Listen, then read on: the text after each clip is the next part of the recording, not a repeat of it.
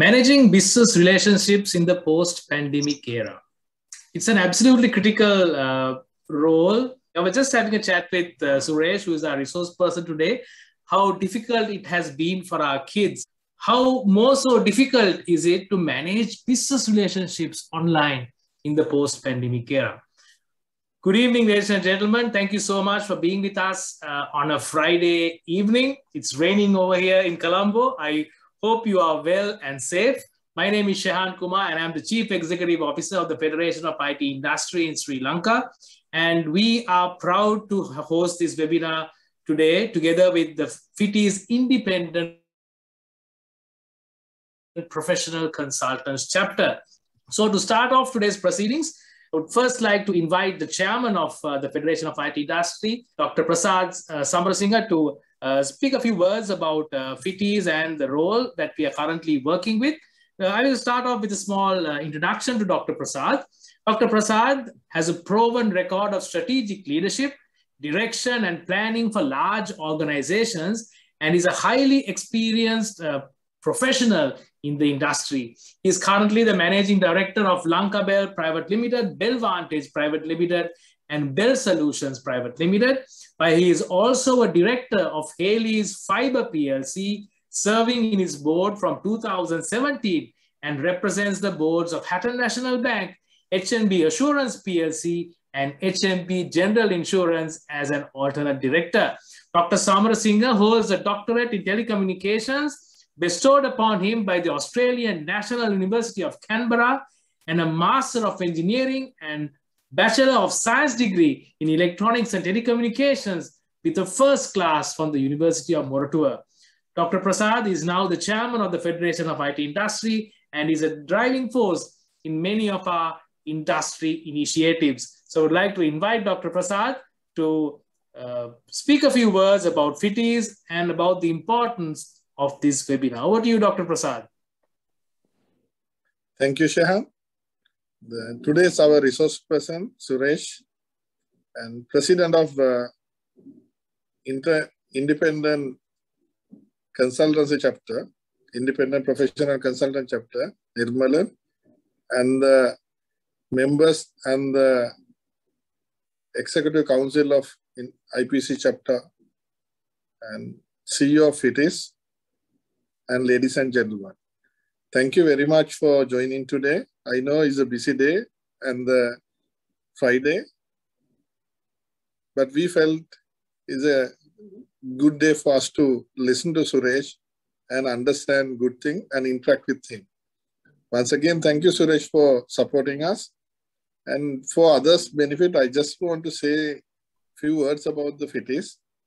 FITIs is the apex body of IT in Sri Lanka, and we cover the entire 360 degree of the IT. If you take in the IT hardware, yes, we have a separate interest group we call chapter. We have a software chapter. We have all the education and training chapters.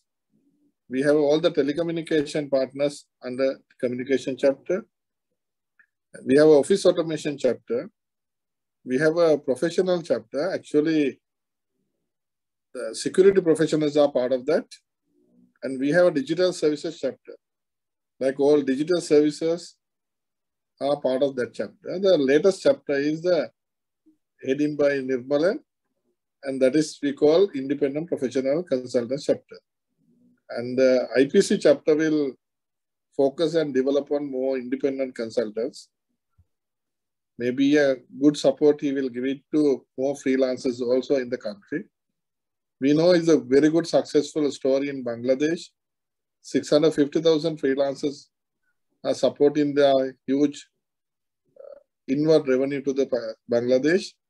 The Sri Lanka number is closer to 10,000 plus, which we believe we can go much more. We have a lot of intellectual property in the country. And that is where I think Nirmalan and the team is trying their best to build it and support it and to solve their problems, give our support to them to build it. That is all about the FITIs. The FITIs key two mandates. We have a lot of verticals focusing on because of the time factor, I just want to touch on two things. We want to increase the country, the dollar revenue, but we know definitely we can't focus only on services. We have to create the intellectual property. We have to create a brand names, which we try our best to focus on that actually. That is our one key mandate. Other one is the local economy. The local economy, what the percentage we can convert it to digital. Say that by doing anything, if we can convert the local economy to digital economy, I think we can improve the transparency, we can improve the efficiency, we can do a lot more. These are the two key mandates, even though we have a 6-pillar architecture and a lot of sub-mandates.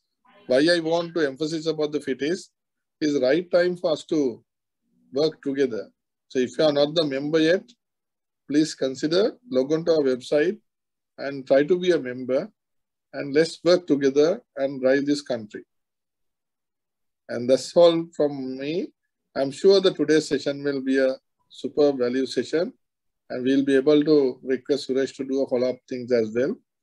And hope everybody will take something back home and enjoy the session. Thank you very much. Over to you, Shan. Thank you so much, Dr. Prasad. Ladies and gentlemen, that was Dr. Prasad Samarasinghe, the chairman of the Federation of IT Industry. Next, I would like to cordially invite the president of our Independent Professional Consultants chapter, Mr. Nagaraja Nirmalan, to speak a few words. Nirmalan holds over 27 years of experience in the IT industry, serving in various capacities, including many C-level positions. He is specialized and certified in global best practices, frameworks, and business process in the areas of IT and management, and a contributor to the global practices. His experience includes working with many global brands and many Fortune 500 companies, covering several industry sectors. He has also over 25 years of experience as a visiting faculty, covering many university undergraduate and postgraduate programs worldwide in the areas of IT and business management. In addition, he has served many professional societies, executive boards in various capacities, including as a president and the chairman. So I would like to invite Mr. Nirmalan, who is the president of our IPC chapter, to speak a few words at this. Yeah, good evening, Chairman Suresh, GP, Suresh Sitaraman, the EXCO members of IPC chapter, Shehan and the team. FITI's IPC chapter was created just 4 months ago with the intention of serving the community of consultants and freelance consultants in Sri Lanka to make this community a national revenue generating workforce. We also have a special focus to the online platform-based freelancer community in engaging them in this vision as a special project. We have been doing a lot of work to encourage and enhance these communities in the recent past. In this time, in line with this, today we are presenting you the business relationship management topic as a need of the hour, where pandemic situation has created a huge impact in our business and personal relationships. BRM is an emerging discipline, and in addition, it's also viewed as a philosophy, a capability, and a role to evolve culture, build partnership, drive value, and in fulfilling expectations. This shows the importance of BRM in business dealings. So let's listen to Suresh GP from BRM Institute. Thank you. Thank you very much, Nirmalan. So now we have the main man for this evening, right? So I'm really privileged to introduce our resource person this evening, Suresh GP. So Suresh GP is currently the founder and managing director of Taub Solutions. I hope I pronounced that correctly, private in Singapore. He has more than 20 plus years of IT experience and is specialized in IT service management, IT governance, agile DevOps, and business relationship management, which is in fact the topic we are going to talk about today. Suresh, as a practitioner, does consulting, training, simulations, and implementation services for Fortune 2000 organizations. He was also awarded the top 25 thought leadership in service management for 2017, 18, and 19 by HDI USA and top 2021 BRM by BRM Institute. Suresh is also the regional leader for Asia Pacific at BRM Institute and a global ambassador of the DevOps Institute. To complement his extensive experience, he has earned a wide range of certifications, which are too numerous to be mentioned at this moment. He is a regular blogger and speaker in national and international forums like the ITSMF, DevOps Institute, PMI, and ISACA. He was awarded the ITSMF Contributor Award by ITSMF Singapore in 2013 and BRM Coach of the Year 2019 in New Orleans. So we have a fantastic speaker today. So I would like to cordially invite Suresh GP to take over the proceedings. Suresh, over to you. Thanks, Shehan. Thanks, Doctor. And thanks, Nirmalan. It's been an absolute honor to be a part of this whole exercise here. So I'll probably hope you can able to see this one session. I want to make this more interactive. I'm really amazed by the focus on the Federation of IT Industry in Sri Lanka. And I think we all have a role to play to make this even more bigger. So my topic today is going to be on managing business relationship in post-pandemic era, right? So a quick background, I also manage Top Solutions. So Top Solutions stands for Taking You Beyond. So when we started the company, we started thinking about how do we ensure our business partners, our clients are able to achieve that envisioned business outcomes, right? And over the years, I've actually done a lot of work around the business relationship management space that gave me the top 2021 BRM award by the BRM Institute, and also being associated with the BRM Institute for the last 6 years. So my association with BRM Institute has been since 2015. So I'm looking forward to talking about it. To start with, I want to start with a video which you all can know about what's happening around in the industry today. So if you can let me to kickstart this with a small video about relationship.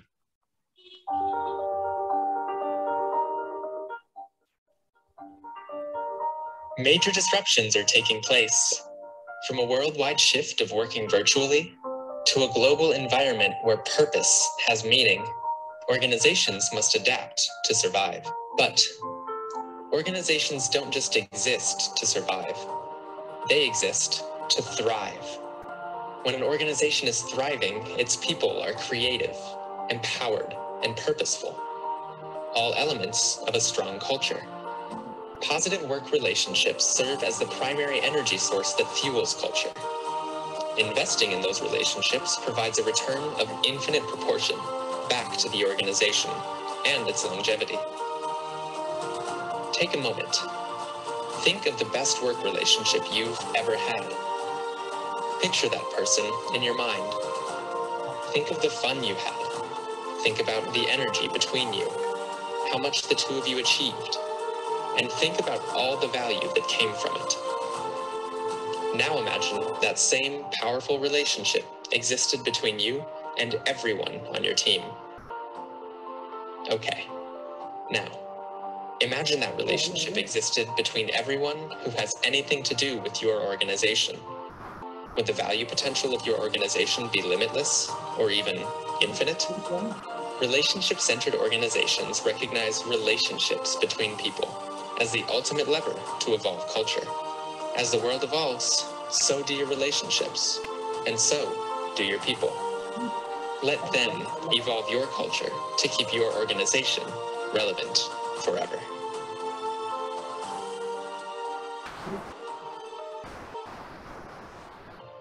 Right. Hopefully that gave you a picture of what we are going to talk about. Okay, quick look at 2020, 2021. What did we actually look at it? Now, we have 5 critical factors that shape the way we do business, that we do anything, right? So we look at on the right-hand side, there are 2 human beings talking about building that relationship. It could be a relationship personally or professionally that we're going to build to achieve the stated purpose and value. So briefly, we have 5 factors that determine whether your organization, your entities are going to be successful. You have the innovation factor, where you innovate constantly to look at new products and services to the industry. We look at technology factor, which is the changing dimensions of AIOps, machine learning, IoT, robotics, you name it. The technology that is shaping the whole dimension of how we are working through. And also building the brand reputation and infinite factor. Now, infinite factor means that you're going beyond your stated norms to deliver something of significant value to the business. But at the center of the whole 4 factors is what we call as the human factor. And that is the essence of relationships. Because if you don't really have that human factor embedded in a much more pragmatic manner, having that element of resourcefulness and helping each other to build an ecosystem, we are not going to make this work. Jack Ma, the founder of Alibaba, tells that we need to move from IQ, intelligent quotient, to EQ, to LQ, emotional quotient to love quotient. How do you treat people with respect and love? Not by titles. And that's so much important. A high-performing team will win when it has a sense of mutual respect to work together and make it achievable in the way we work. And as we start to look at this whole thing, we need to understand that all these 4 or 5 factors are going to be absolutely important for us to take this dimension moving forward. So the 2021 IT Workforce Survey talked about a key concept called relationship builders. So with the priorities spreading over different elements, they were focusing on how to build genuine relationships. So relationships could be as part of building a healthy ecosystem in how we operate. So your priorities could start anywhere from securing data. But the second one, you look at this one, how can you act as a strategic partner to the business? When you look at strategic partner to the business, we are talking about IT getting a seat at the table. So when we talk about as a federation of IT industry, are we getting a seat at the table with the business? Because if you think IT is only an order taker, then it's sometimes very important to step up the game in the way that we can add business value. And a lot of people come to me and ask, because of the pandemic, we lost our jobs. While it's sometimes very, very unfortunate, right? But please remember, as long as you add value to any of the conversations with your business partners, with your peers, with your employees, with your clients, you will never become obsolete. You will never become redundant. And that's why I'm really fascinated about the concept of Federation of IT Industry and the independent IT consultant chapters, because we are here to build an ecosystem. And until we build an ecosystem of helping each other in this whole troubled times, we are not going to achieve some greatness. So please focus on building a healthy ecosystem. We also look at the IT skill gaps that are part of this whole equation. And a lot of these focus has to also start building relationship building with business peers, improving business acumen, but also about change leadership. Now, we all know about change is one of the most difficult ones to adopt, but it's also about understanding that the number one priority is all about change leadership. So if you are trying to equip yourself in a post-pandemic era, are we prepared to change ourselves in looking beyond what we are doing today to what can be achieving a sustainable goal going forward? And that's so important for us to start thinking, are we prepared for the next 5 years? I ask a question normally to a lot of people. How many of you are confident? And you can post it on a chat window that the next 5 years we all will have jobs. And you can be very vocal about it to see whether you can have a job or not. But it's a tricky question, isn't it? Now, I'm not a Nostradamus to predict what will be the future, but you have to understand the whole dimensions of a VUCA world, volatile, uncertain, complex, ambiguous world. Nothing is certain. When we started up the company in 7 years before, one of the persons said, if you as a company survive for 3 years, you will survive forever. I don't know. Because with the rate of changes that is happening in the industry, if we don't upskill ourselves, if we don't equip ourselves, if we don't unlearn, relearn, we will become obsolete. So ask this question, what kind of change leadership that you are adopting for us to stay relevant in this pandemic era? Because people who have shifted gears in adapting to new norms have grown the business rapidly. So the whole point is to start thinking differently, challenging the status quo, and more importantly, having a bouncing board like this forum like FITS, because where you can bounce ideas with fellow IT professionals and improve your understanding because you don't need to reinvent the whole wheel. So what are the principles of relationship-centered organization? So we have moved away from an era of Industry 3.0, which is more focusing on organization as a machine, to organism as an organism itself, right? But now we are going into Industry 5.0. And Industry 5.0 talks about what we call as relationship-centered organizations. Now, relationship-centered organization means that we cannot do everything on our own. We need an ecosystem of interdependence.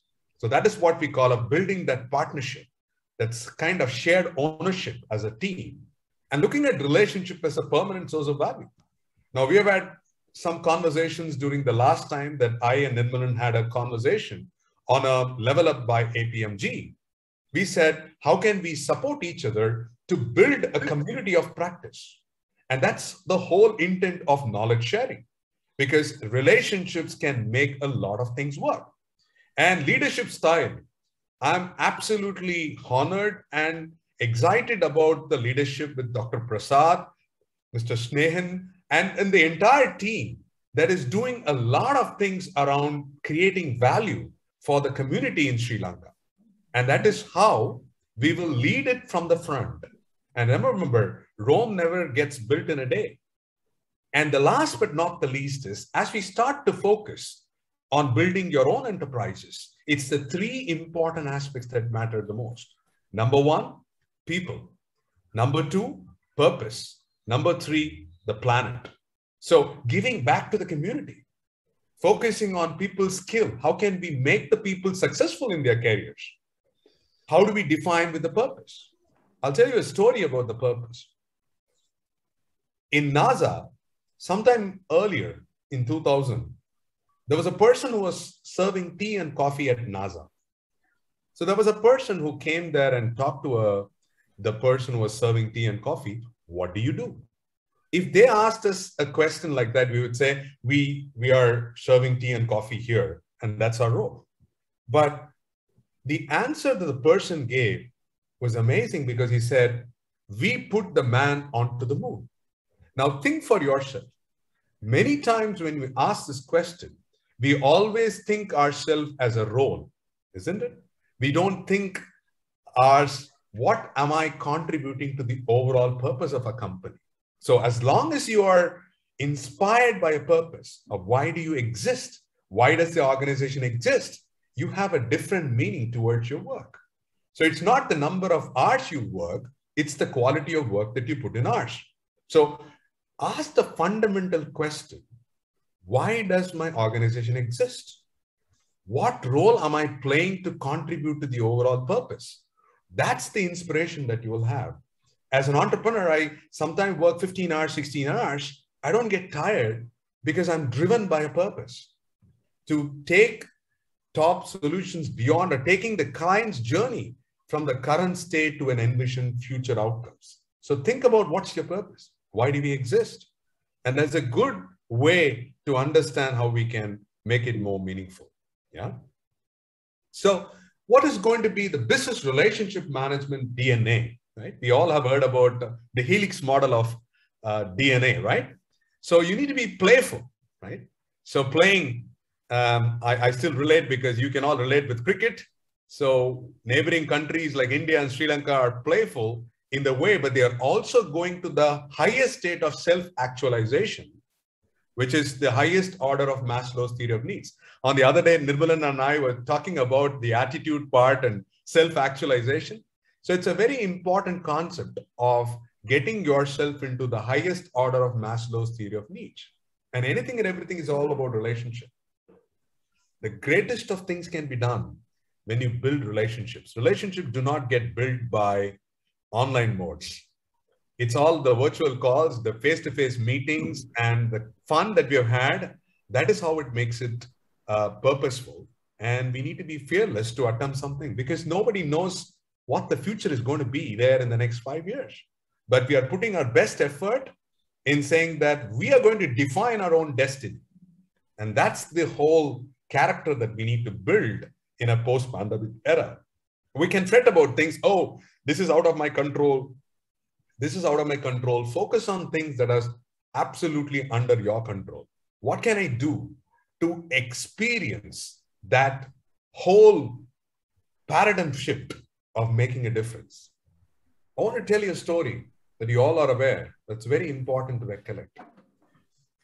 There was a small 5-year-old who was going back towards the sea area. And there were a lot of fishes that came out all of a sudden, and they did not really, and they were struggling, right? And they would definitely die if someone did not pick them and put it back to the water. And the small child went and picked up one fish, and it was small, and it couldn't pick up some fishes. It picked up 1 or 2, and then it went on doing that. So there was one gentleman and said, hey, I think it's not going to be possible to save all the fishes, because you only have little time and you are very small. And the small child smiled back and said, I made the difference to that fish. So it doesn't matter about the number of people you can make an impact. Even if you make an impact with one person, today with your own peers, with your groups, you have made that relationship. Relationship is all about giving. People think that relationship means what do I get? That's a barter system. You don't organize relationship by a barter system. You are here to give. The more you give, the more you receive. So that's how the evolution of relationship-centered organization is going to build up as we start to move the value chain. So remember the 3 things: people, purpose, and planet. We all have a capability to deliver. And that's why Nirmalan said it's not just a role, it's a discipline, it's a capability. And also focusing on what do we give back? How do we make the economic grow within Sri Lanka? How can we make that element of 2 mandate that Dr. Prasad was talking about? How do we make that really workable for us and make a difference? So I want to ask you, is it easy or difficult to work on an online mode? How is your attention towards details? So there are 4 levels of attention. Sometimes you have sustained attention sitting on in a class for 45 minutes. You can think about how we need to focus our attention towards details. Sometimes you might have selective attention. So you're selectively observing your mind, and sometimes you only absorb details that are essential when you have communication. Sometimes you keep on switching. Oh, there is a text message. Oh, there is a WhatsApp message. Oh, there is an email notification. So you keep on switching between attention. And that's one of the biggest problems with the online mode, that we don't have an undivided attention. So the focus in a post-pandemic era is how do you work in a hybrid model in a manner that you are staying still focused and able to communicate effectively? Because sometimes in most of the online mode, we are all behind the cameras and we do not know whether we are fully involved on a particular subject or we're doing multitasking. So focus on getting that undivided attention to focus. And because if you don't really focus on the most important things, then you don't get things done. And we need to be very careful about what to do and what not to do.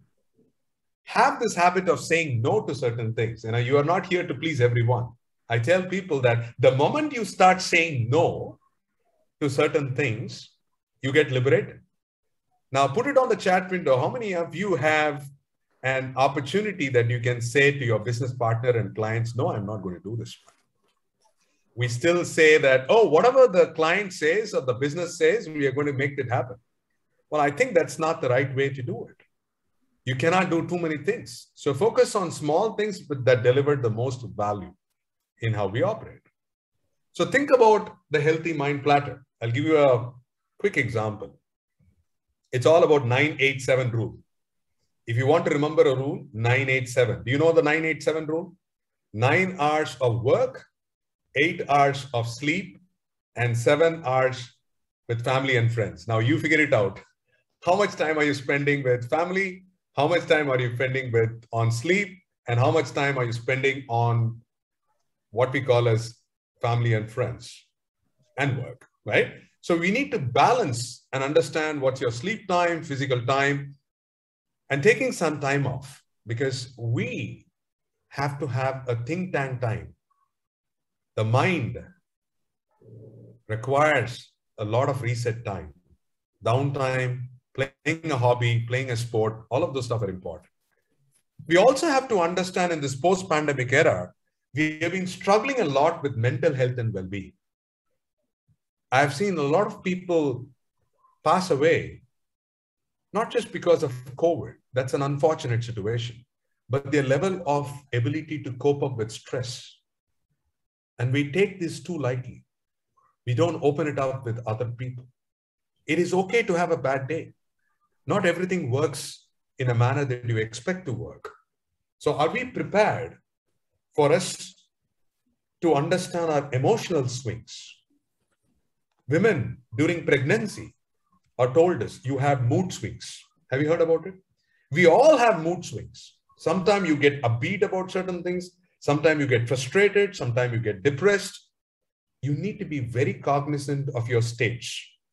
And there are a few states I think are just indicative of what you can think about. So it's an excelling, thriving, surviving, struggling, in crisis. So I've just put some elements of the different emotional stage. And this is also to attribute the way we sleep. I tell people, you can ignore or you can have debt in any format, but don't have sleep debt. The human body requires enough amount of rest to be recharged. And that's very important for us to not to sacrifice on your sleep. I tell people that at least 1 hour before you go to sleep, don't switch on any gadgets. And when you sleep, let it have a completely dark environment, because only then the eyes start to go to the rest. So focus on what is your state. Are we struggling? If you are struggling, ask for help. Ask for some friends' help. People are open and receptive. We all need a shoulder to bounce back. Remember our childhood friends and other stuff? When we go there and talk to them, they help you and support you. So please, there are sometimes very difficult because everybody is working from home. The children are doing the online sessions. We are talking with Snehan that we are very difficult to, they have not seen their peers and friends. So they get a lot more disturbed, but it's okay to open up, go around, talk with people and play a sport, play a hobby, because that's where I think you will see there is much more to beyond work. Work is just one part of life. Right? So don't take work too seriously about it.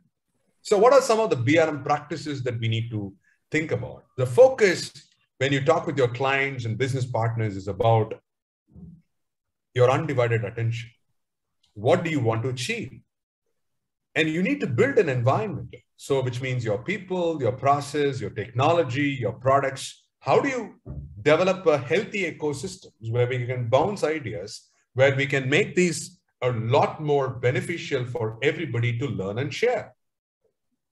And sometimes we get impulsive behavior. Oh, I got that notification. Should I respond? Do not address impulsive behavior. And with maturity, you know how to control yourself. So practice the discipline of focused attention towards a particular aspect in which you operate. And last but not the least is time boxing, right? Nothing ever gets done without time boxing. If you want me to tell you what your future will look like, I can tell you in 10 minutes. I don't know you. But if I look at your calendar and look at what is your calendar, what does your calendar look like today? Because your days are miniature of your life. Your days becomes weeks, weeks becomes months, months becomes years, and years becomes your life. So how do you time box your entire effort around the different spheres of life, right? Work, family, health, finance, social, you name it. And once you prioritize with that, things improve so dramatically. So do not underestimate the power of time boxing. So what is the implementation strategy? We talk about a converged model, right? Not an alignment model. So when you talk about relationship with your business partners, your clients, get them involved from the beginning of the life cycle. Talk with them. What does it help? How can I add value? You have to move away from the conversation of cost to value. So value management is very different from cost optimization. I see most of the times when we talk within IT, we talk about cost optimization, FTE, workforce reduction, and doing automation. Well, that's all great. But how do I add value towards the way we work, the way we are able to help each other, support each other? So value is subjective and it depends on a different personas altogether. So define what is value for you and focus on experience. In fact, we tell that gone are the days when we talk about service level agreements. We are now talking about experience level agreement. Because from the beginning till the end, the customers and clients are interacting with various means like email, fax, chatbot, a Slack channel. So you need to look at every interface, touch points, and see how we can support them in the holistic experience. And that is so important. And make it win-win. At the end of the day, we all have to win to make a relationship thrive. If you only want to win and the rest of the people just to listen, I think we will not be able to make it. And that's why at the end of the day, when you work with your teams, cross-functional teams and collaborative teams, the purpose will drive us all to the front. We can agree to disagree in a conversation or in a conference call. But once a decision is made, we have to stick to the decision. Because at the end of the day, the team's decision is more important than individual opinions. So focus on emotional intelligence, because if you focus on emotional intelligence in this post-pandemic era, we are having a higher job retention. We improve job satisfaction because people are open and receptive. The overall personal well-being is improved, and we see an enhanced engagement index. This is becoming a very big problem because everybody is looking at everything virtually. How can you make the connection? And as we speak, in India alone, we have about an attrition rate of 35%. Because there's a lot of jobs happening, people are leaving because the engagement and emotional index is one of the reasons people leave the organization, not just with pay packets and new titles. If you don't make that stickiness of psychological safety in an environment where people can accept each other, experiment, undergo failures, and learn and grow, you will not be able to achieve that long-standingness for your employees and for your people. So focus on communications, focusing on self-awareness, like the Myers-Briggs test is a good example of doing it, or you can do the DISC leadership test towards understanding different profiles and personas.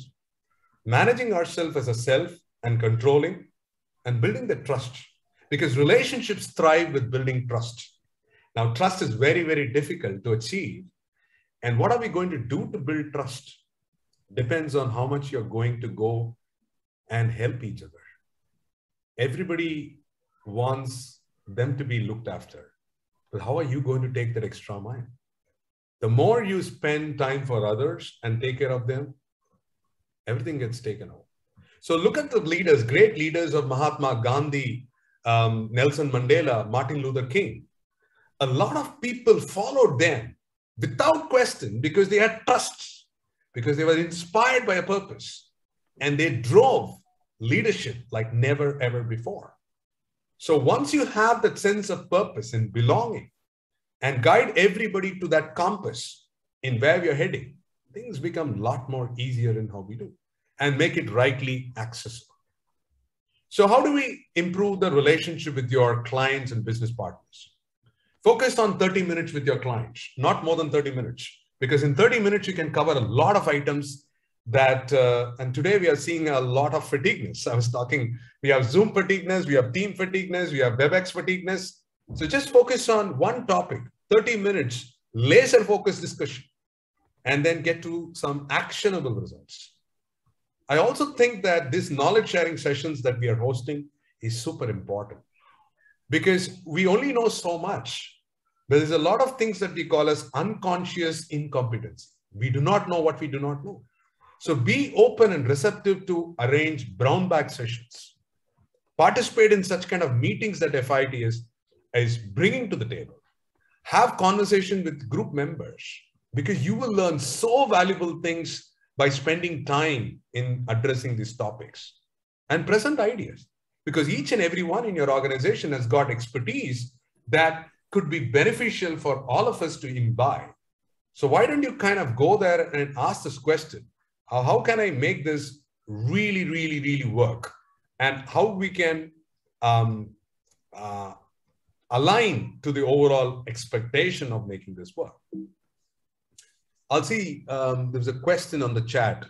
We need to discuss on the importance of emotional agility in the context. Absolutely. Thanks for that, Chandana. Now, a lot of times, putting yourself into the shoes of your person is important. I'll give you an example. This is a real life incident that happened in UK. A father with about 4 kids was traveling from Manchester to Reading on a train. And the kids were, 10 years, 12 years, 13 years. So they were making a lot of noise. Of course, it was creating a lot of disturbance with people within the compartment. So they were polite. They thought it will all get subsided. But suddenly, what happened was it was going unbearable. And the people in the compartment talked to the father and said, "Excuse me, can you please ask your children to keep quiet?" He was lost in thought. And they shook him up. And he came back to reality and said, "Oh, I'm sorry. I'm sorry.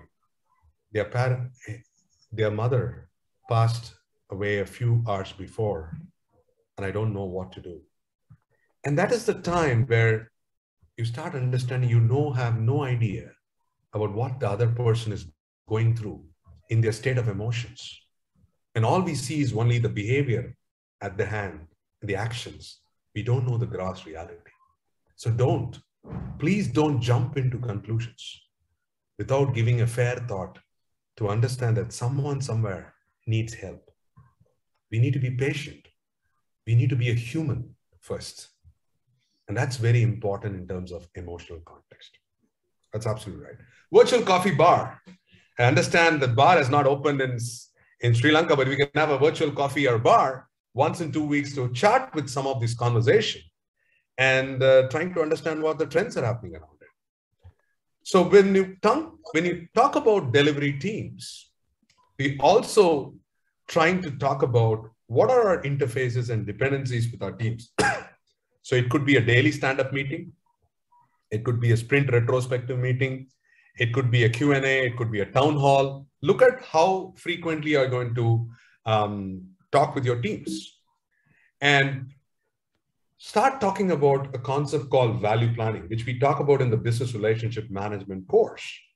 Because the value plan is depending on a persona, because in Agile, we talk about personas, right?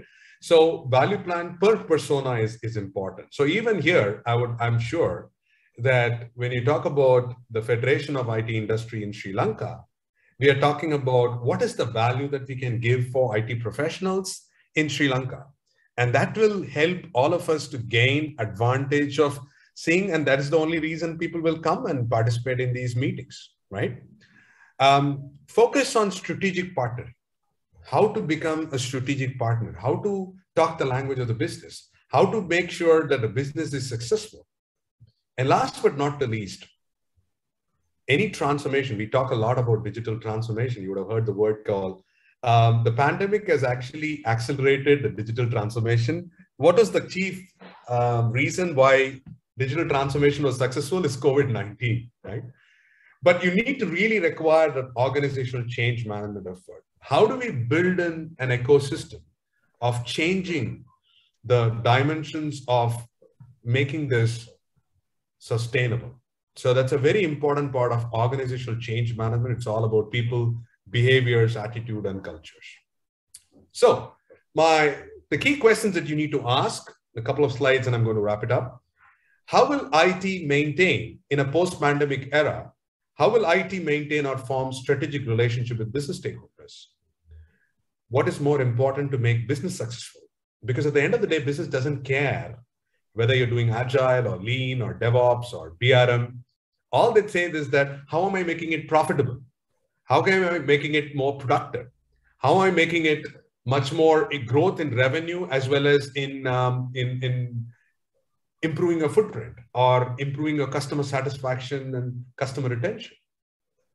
So how are you going to improve your productivity? I'm sure that in post-pandemic, you're going to look at a hybrid model, right? It's not going to be always working from home because sometimes we don't have home-based office.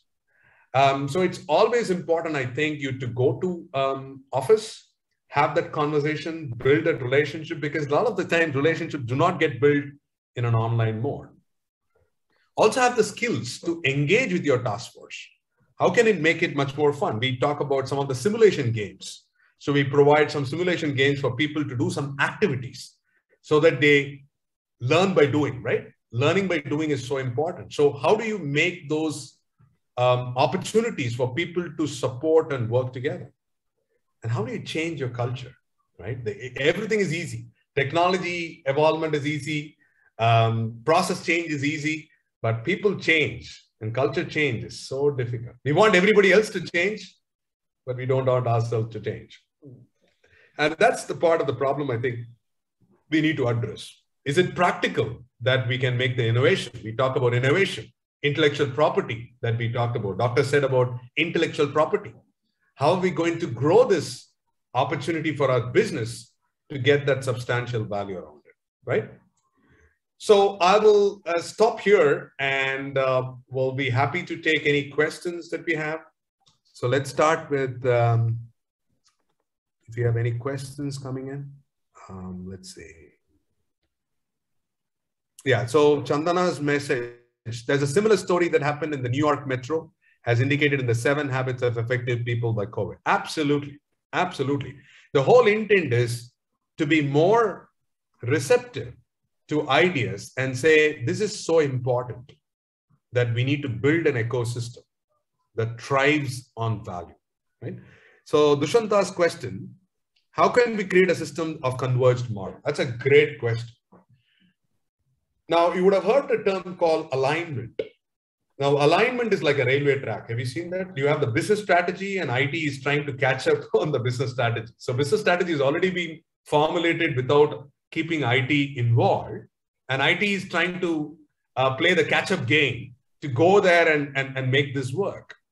But ideally, what should happen is the whole element that we need to focus is all about our convergence. That means when we start the conversations, can we all bring to everyone at one single place?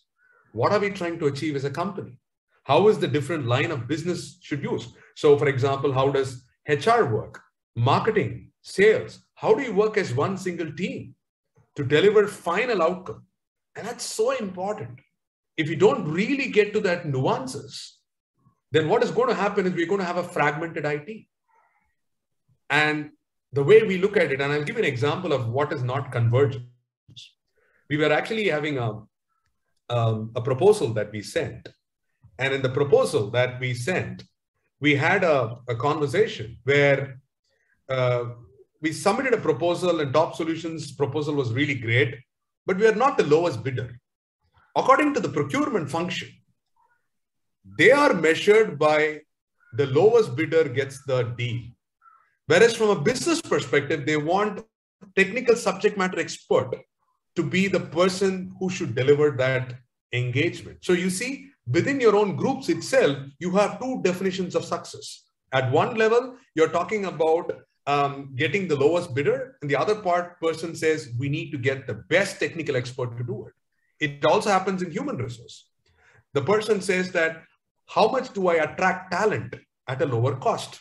Are we going to attract talent at a lower cost? Are we going to get the person who is going to be more meaningful and productive in the business? So you need to make a trade-off. So until you bring all these functions of HR, sales, marketing, finance, everything together to look at what is our converged goal, we will never be able to do it. And it's a journey. It's a journey for us to get something work across. Okay. Lakmini, can you give some advice on how to maintain the business culture when we are working multiple layers of contractors and freelancers along with the full-time staff? That's a great question. It's a very difficult question as well, right? Today, we have to understand that we are working in a hybrid model. We're going to get people who are our own employees, whom we know well. We are also going to get some contractors and freelancers who probably do some part of the work and they go on. But this is very important. I call about shared pain and shared gain, shared rewards. So whenever we treat people, even though they are contractors or freelancers, give them respect. That's the first thing that we need to do. Because at the end of the day, they are all human beings, and value them what they bring to the table. Don't think that I will treat my employees differently and my contractors and freelancers differently because they are not part of my organization. Then I think you don't have the sense of shared ownership and belonging.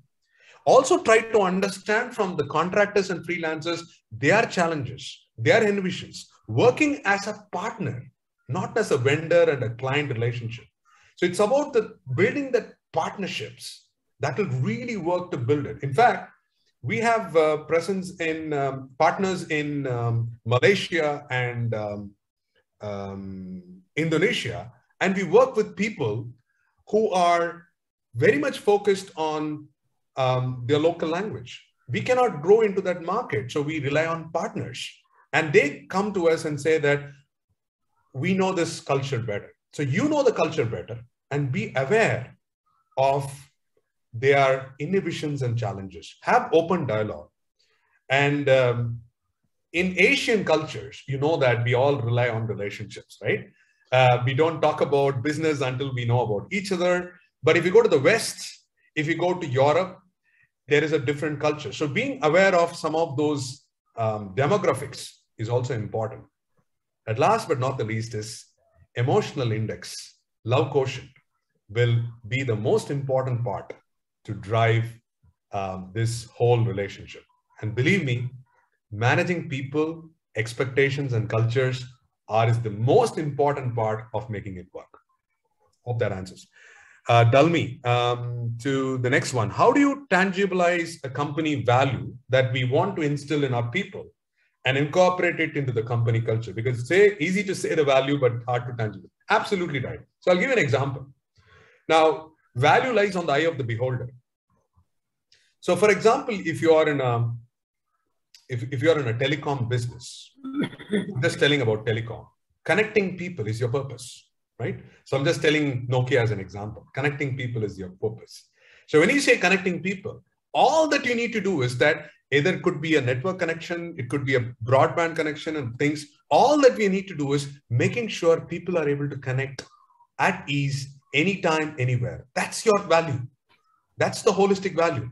So depending whether you are part of a network team or a storage team or application team, it doesn't matter. Is my work helping to achieve that purpose of connecting people? That is making more seamless, making much more improved, preventing voice drops, making sure there's a clarity of tone with 3G, 4G, 5G. So we need to really look at why do we exist as a company? What is value for us? And then start connecting this. And one way to do that, Dalmi, is that in the way you look at is the balance scorecard. So Kaplan Norton's balance scorecard is a good way to cascade that goal index and then cascade it. Next from Kadir. How to balance the Cold War between two or more heads of departments in a performing team, which sometimes create unpleasantness and slowness in progress. Kadir, you're not alone. We are there together, right? Everywhere we have a, not Cold War, we have a tug of war. Even you're telling it politely, but I've seen a lot of people actually could break both the heads, right? You have to understand, everybody has a thought process and everybody has some ways to express certain things. First, we should never be emotional in making decisions. We should take a step back and be open to understand their viewpoint. Understanding their viewpoint fully without making your judgment is very important. And then trying to understand how there is a way to compromise. It's very important to compromise.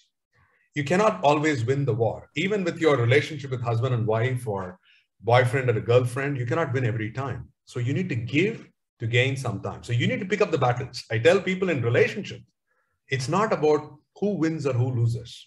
Is it worth winning or losing? I would say it is worth losing because for me, the relationship matters. So you need to give something and you cannot be always a winner. The moment we start taking this neutral approach and see from what perspective they come in, and being open and receptive to new ideas is important. And don't get into politics because that will actually get backfired in how we work. I hope that answers Kadir, Jabir. Any other questions? And I will stop my share. And if you have any questions, I'm more than happy to do. I'm 2 minutes away from our 6:30.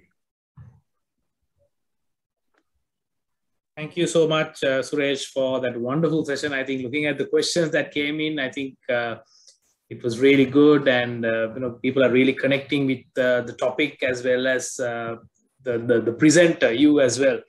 Right, to wrap up things, I would like to now invite Darshan Sridharan to propose the vote of thanks. Darshan has over 21 years of multifaceted technical career with a proven track record of innovation, engineering, disruption, and success.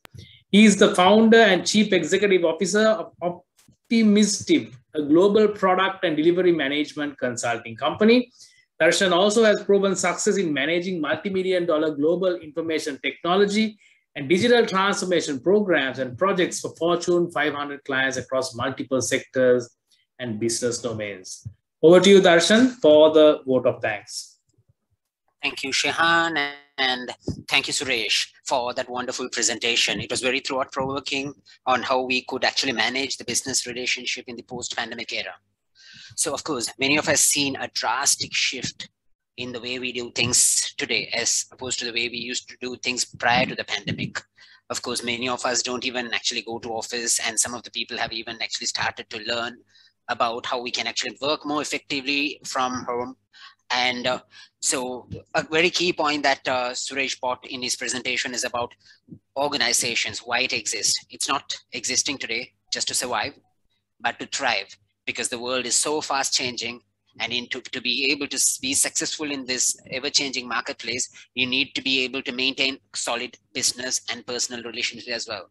So Suresh spoke about something very fascinating about Industry 5.0, which is more about where we view organizations more as relationships than as machines or anything else that has been seen in the previous era. And relationship is not just about giving, but it's also about making sure that emotional intelligence is well balanced and managed.